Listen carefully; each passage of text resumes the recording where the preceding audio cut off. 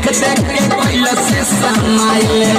रहे रंग थोड़ा फीका कइले माथावा पटिका रहे रंग थोड़ा फीका कइले माथावा पटिका ले ले रहे संगे झुंडा सखी ले ले रहे हीरो हुंडा सखी दिल लेके भागले गो गुंडा सखी ले रहे हीरो हुंडा सखी दिल लेके भागले गो गुंडा सखी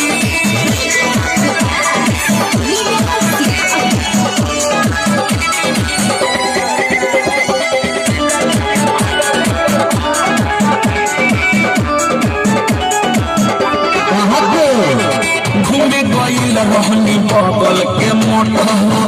हेलो पैनी खेला भइले अलगत छने में सोहे से पहिले बहुत हो सखी हो बतिया कहिले जमन सच हो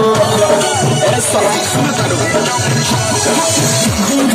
रहनी बगल के मोटा हेलो पैनी खेला भइले अलगत हो छने में सोझा से पहिले बहुत हो सखी हो बतिया कोहिए जमन सास हो हम होई गनी पिता जब देखाई देला पिजा हम होई गनी पिता जब देखाई देला पिजा मुछा मुंडा सखी ले रहे हीरो हुंडा सखी दिल लेके भागले गो गुंडा सखी ले रहे हीरो हुंडा सखी दिल लेके भागले गो गुंडा सखी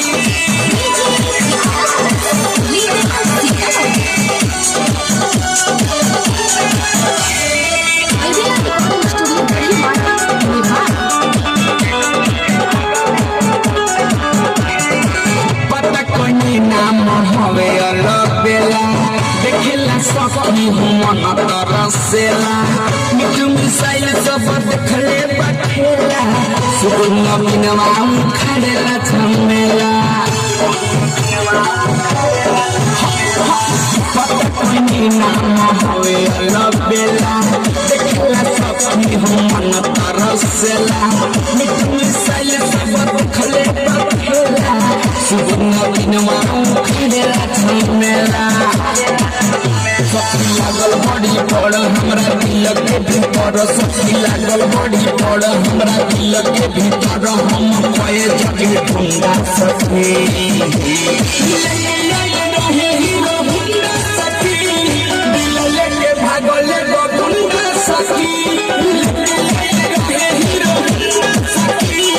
दिल लेके भागले गो गुंडा सखी ये दरस में हमें देख देख के कोइला से समाइले